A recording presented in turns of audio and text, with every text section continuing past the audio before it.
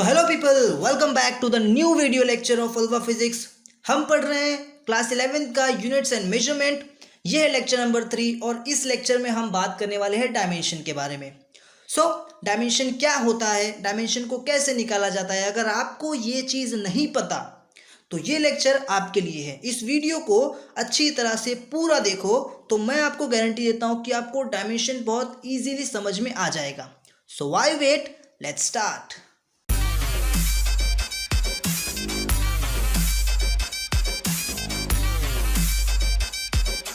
तो इससे पहले कि मैं आपको बताऊं कि डायमेंशन क्या होता है, आपको ये समझना पड़ेगा कि डायमेंशन क्यों होता है। ठीक है, इस चीज़ को समझने के लिए मैं एक एग्जांपल लेता हूं। तो फॉर एन एग्जांपल, कोई भी एक फंडामेंटल नहीं, कोई भी फिजिकल क्वांटिटी ले लो, कोई भी फिजिकल क्वांटिटी। लेट अस से मैंने वेलोसिटी को कंसीडर किया। ठीक है, नाउ अगर मैं यहाँ पर आपसे पूछूं कि ये जो वेलोसिटी है इसके यूनिट्स बताओ, तो हो सकता है आप में से कोई एक जन बोले सर मीटर पर सेकेंड। ठीक है, ये यूनिट्स है, ऐसा यूनिट है ये, चलो अच्छी बात है। और कोई यूनिट्स नहीं है क्या?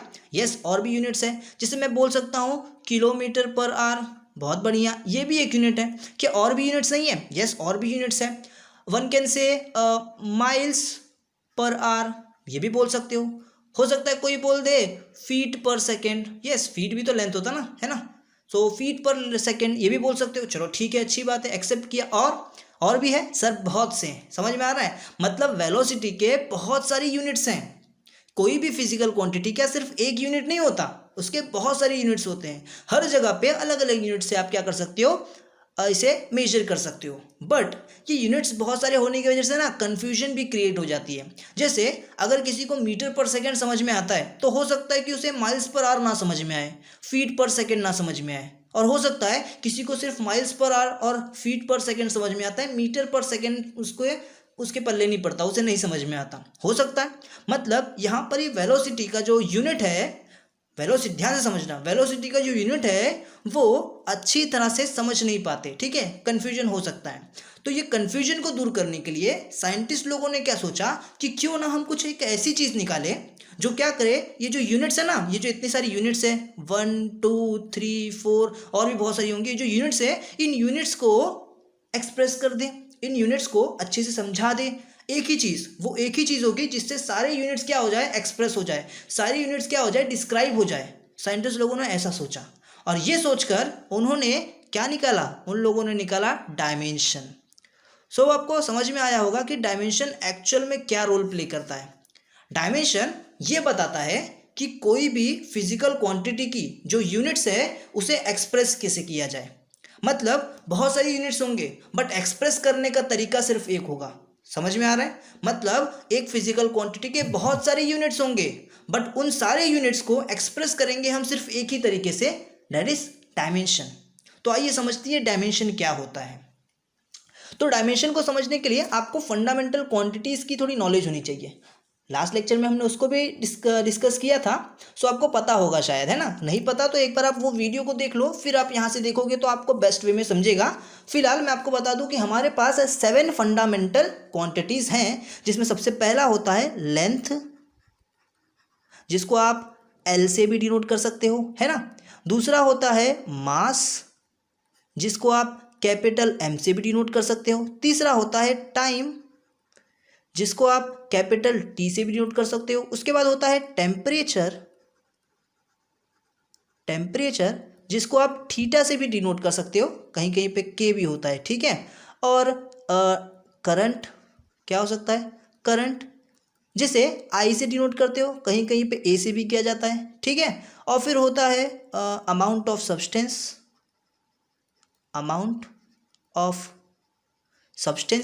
जिसको आप मोल से रिप्रेजेंट करते हो।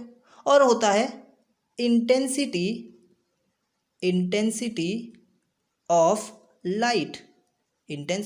लाइट, जिसको आप सी से भी डिनोट कर सकते हो। तो ये जो मैंने बाजू में लिखा ना, ये एल एम टी थीटा आई मोल सी, ये सब क्या है, इनको हम बोलते हैं फंडामेंटल यूनिट्स। क्या बोलेंगे हम इसे? Fundamental units. क्लियर है ये चीज़? पक्का? ये सारे क्या है, फंडामेंटल यूनिट्स हैं। क्लियर रहेगा? ओके।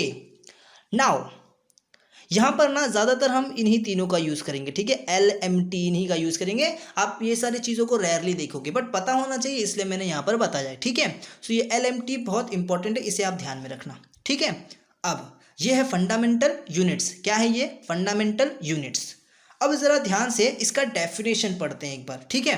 सो डेफिनेशन है dimension are power to which fundamental units are raised in order to express derived unit of quantity। क्या है सर इसका मतलब? एक बार ज़रा इसे समझते हैं, ठीक है। सो डायमेंशन जो है ना वो एक्चुअल में क्या है? पावर्स हैं। क्या है? पावर्स है। किस पर वो पावर होंगे? वो पावर होंगे फंडामेंटल यूनिट्स पर। किस पे? फंडामेंटल यूनिट्स पे, ठीक है। किस लिए होंगे ये? In order to express derived unit of a quantity. अभी जैसे मैंने वेलोसिटी की बात की थी, किसकी बात की थी? वेलोसिटी की बात की थी। तो जो वेलोसिटी है ना उसका डायमेंशन होता है L⁻⁻1 एंड T⁻⁻⁻1, ठीक है। ये उसका डायमेंशन होता है, ठीक है। अब ये डायमेंशन में आपको क्या पता चल रहा है? ये ना देखो अब ये पढ़ लिया ना आपने। अब आप एक बार इसका डेफिनेशन पढ़ो। क्या है? Dimension are the powers. तो ये दिखता है आपको, इसके ऊपर पावर है, L के ऊपर पावर 1 है, T के ऊपर पावर -1 है। तो ये जो पावर है ना ये पावर डायमेंशन है। किसके ऊपर है? फंडामेंटल यूनिट्स के ऊपर। ये LT क्या है? फंडामेंटल यूनिट्स है। अच्छा, ये पावर इसके ऊपर रेज होकर क्या बता रहा है? ये एक्सप्रेस कर रहा है यूनिट ऑफ डिराइव्ड क्वांटिटी। ये जो डिराइव्ड क्वांटिटी है ना इसके यूनिट को एक्सप्रेस कर रहा है। अब इसके यूनिट्स कितने थे? जैसे मैंने बताया था मीटर पर सेकेंड यूनिट है ना, और किलोमीटर पर आर यूनिट है, और माइल्स पर आर यूनिट है, और फीट पर सेकेंड यूनिट है ना। इतने सारी यूनिट्स है। ये सारी यूनिट्स को ना ये अकेला चीज़ क्या कर दे रहा है? रिप्रेजेंट कर रहा है, एक्सप्रेस कर रहा है। जैसे कि मीटर पर सेकेंड होता तो मीटर में क्या है? मीटर यानी कि एक लेंथ है, और सेकेंड यानी कि एक टाइम है। अपॉन में है तो -1 और इसके ऊपर 1। किलोमीटर क्या है? लेंथ ही है तो L लेंथ है, और आर यानी टाइम है तो एक टाइम है। अपॉन में है तो ऊपर जाएगा -1, इसका भी सेम आया। उसी तरह माइल्स भी लेंथ होता है L, आर भी टाइम होता है, अपॉन में -1। फीट भी लेंथ होता है, और सेकंड भी टाइम। तो समझ में आ रहा है? मतलब ये सारे यूनिट्स को अकेला ये चीज़ क्या कर दे रहा है? एक्सप्रेस कर दे रहा है। तो इसी को हम क्या बोलेंगे? डायमेंशन। नाउ डायमेंशन मतलब ये LT नहीं, डायमेंशन मतलब इसका जो पावर है वो, ये पावर जो है वो एक्सप्रेस कर रहा है। समझ में आ रहा है क्या? तो ये LT क्या है? ये LT फंडामेंटल यूनिट्स है जिसके ऊपर डायमेंशन है एज अ पावर, ठीक है क्या? ओके।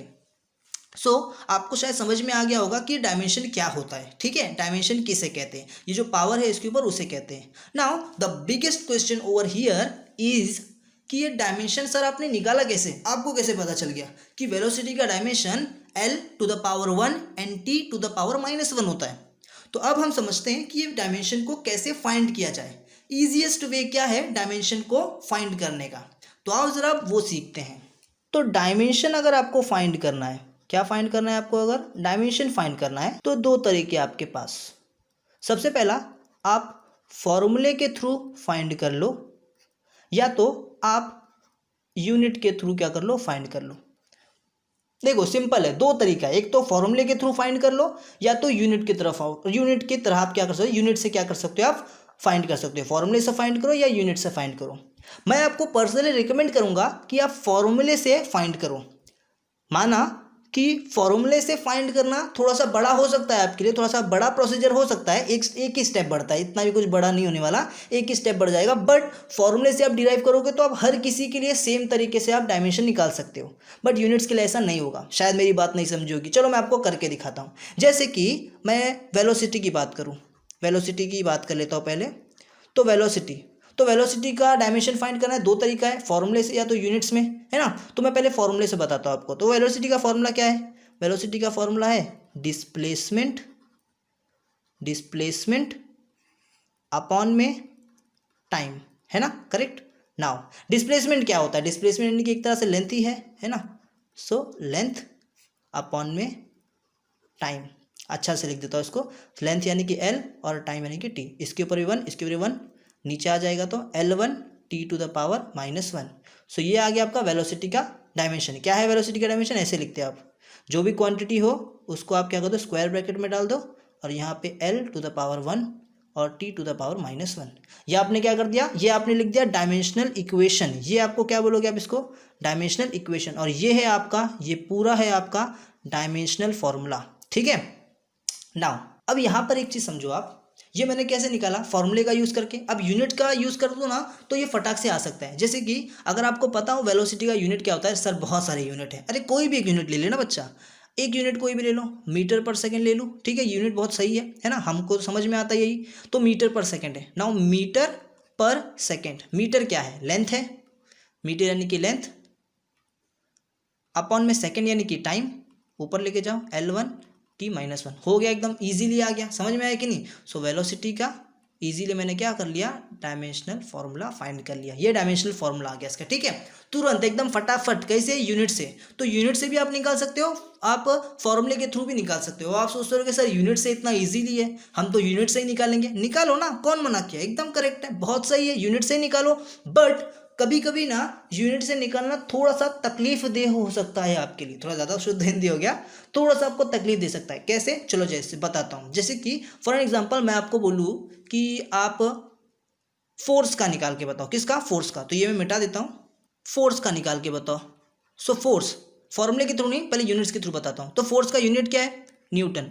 ओहो हो सर, यहाँ तो हमारा पोपट हो गया सर। अब यूनिट्स इसका क्या है, न्यूटन है। अब न्यूटन के इसलिए क्या करोगे, न्यूटन से क्या कर सकते हो, क्या ही कर सकते हो आप, इससे कुछ कर सकते हो क्या, ना, कुछ नहीं हो पाएगा। हो गया, ठंडे हो गए। अब देखो, अब फॉर्मूला यहाँ पर यूज़ कर सकते हो, तो फॉर्मूले के थ्रू आपको आराम से निकालने होगा, ठीक है। यूनिट्स आपको धोखा दे सकता है, फॉर्मूला कभी धोखा नहीं देता। तो मैं तो बोलता हूँ जो धोखा नहीं देता हमेशा उसके साथ जाया करो। सर ये तो हम कहीं और ही रिलेट कर रहे हैं, मत मत मत, फिजिक्स पे आओ, चलो। सो यूनिट्स कहने का मतलब है, यूनिट से आप जब ट्राई करोगे ना तो कभी कभी आप नहीं निकाल पाओगे, बट अगर फॉर्मूले से आप जाओगे ना तो हमेशा आप डायमेंशनल फॉर्मूला निकाल पाओगे, ठीक है। सो हमेशा मैं ऐसा रिकमेंड करता हूँ कि फॉर्मूले से ही क्या किया करो, फाइंड किया करो डायमेंशन क्या होता है, ठीक है। नाउ फॉर ध्यान से ना स्टेप देखना ज़रा कैसे मैं फाइंड कर रहा हूँ। सो फॉर्मूला क्या है फोर्स का, mass into acceleration, mass into acceleration. यहाँ पे मास के लिए कैपिटल M हो जाएगा, क्या हो जाएगा, कैपिटल M, इंटू एक्सेलरेशन के लिए क्या कर सकता हूँ मैं, वेलोसिटी अपॉन टाइम, टाइम का मैं कैपिटल T लिख सकता हूँ। तो ये मास इंटू, ध्यान से देखो, हाँ वेलोसिटी है, वेलोसिटी को आप S अपॉन टी भी बोल सकते हो। ये जो T है ना, ये T को मैं बाजू में ले लेता हूँ, और ये वेलोसिटी का S अपॉन कैपिटल T आ गया, ठीक है। ये T कहाँ से समझे ना, वेलोसिटी से, वेलोसिटी का formula velocity is equal to distance upon time. So ये S डिस्टेंस अपॉन टाइम का T, तो यहाँ पे 2 टाइम हो गया। ये S डिस्टेंस यानी कि इसको आप लेंथ बोल सकते हो, सो मैं यहाँ पे लेंथ लिख देता हूँ, ठीक है। सो क्या हो गया यहाँ पे, एक मास एक लेंथ, लेंथ 1 है, मास 1 है, टाइम देखो नीचे 2 है, ऊपर जाएगा तो -2 हो जाएगा, समझ गए। सो यहाँ पे आप क्या निकाल रहे हो, ये आपने क्या निकाल लिया, डायमेंशनल फॉर्मूला निकाल लिया, किसके लिए, फोर्स के लिए। तो इसे लिखोगे कैसे, इसे लिखोगे कैसे, ऐसे, ठीक है। ये फोर्स यहाँ पे लिखोगे L m1t-2, क्लियर रहेगा क्या, पक्का। ये फोर्स का आपने क्या निकाल दिया, यहाँ पे डायमेंशनल फॉर्मूला निकाल दिया, ये चीज़ आ गया, क्लियर रहेगा। तो हमने कैसे निकाला, फॉर्मूले से निकाला। तो कभी कभी कहने का मतलब, कभी कभी क्या होता है, कोई कोई ऐसी फंडामेंटल क्वांटिटीज़ है, सॉरी कोई कोई ऐसे फिजिकल क्वांटिटीज़ हैं जिसका जो यूनिट है ना वो अच्छे से डिफाइंड नहीं है। जैसे कि देखो ये न्यूटन, जैसे वर्क का जूल है ना, तो ये सब क्या है, जैसे पावर का वॉट, ये सब चीज़ें क्या है, ये सब ना वेल डिफाइंड नहीं है, इनका जो यूनिट्स है ये वेल डिफाइंड नहीं है, यानी कि साइंटिस्टों के नाम पर है इसका यूनिट्स, ठीक है। तो इसके थ्रू आप डायरेक्टली डायमेंशनल फॉर्मूला नहीं निकाल सकते हैं। सो आपको क्या करना होगा, इस जगह पे आपको फॉर्मूले का यूज़ करना होगा।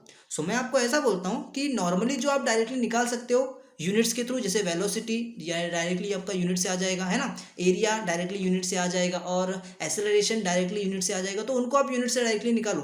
बट जो ऐसी चीज़ आएंगी जिनका ऐसा यूनिट साइंटिस्टों के नाम पर है, like formula, sorry like force and work and power, so उनके लिए आप क्या करो, ऐसे फॉर्मूला से क्या कर सकते हो, फॉर्मूले के थ्रू आप क्या कर सकते हो, डायमेंशन निकाल सकते हो। क्लियर मेरी बात से, बहुत बढ़िया। नाउ मैं आपके लिए ना बहुत सारे और भी फिजिकल क्वांटिटीज़ है जिनके डायमेंशंस निकाल के बताता हूँ। क्या बार बार आप जब देखोगे ना कि डायमेंशन कैसे निकाल रहा हूँ मैं, तो आपको बेस्ट आइडिया मिल जाएगा कि किस तरह डायमेंशन निकाला जाए, ठीक है। बार बार देखकर आप सीखोगे और फिर खुद प्रैक्टिस करने का कि किस तरह से डायमेंशन निकालो, ठीक है। सो अब मैं एक और आपके सामने फिजिकल क्वांटिटी लेता हूँ। सो मैं यहाँ पे कंसिडर करता हूँ किसे ले लेता हूँ मैं, एक्सेलरेशन को। किसे लेता हूँ मैं, एक्सेलरेशन। सो एक्सेलरेशन का फॉर्मूला क्या है? यस, एक्सेलरेशन का फॉर्मूला है सर, यूनिट से हम लोग निकाल देते हैं इसको, है ना, मीटर पर सेकेंड स्क्वायर।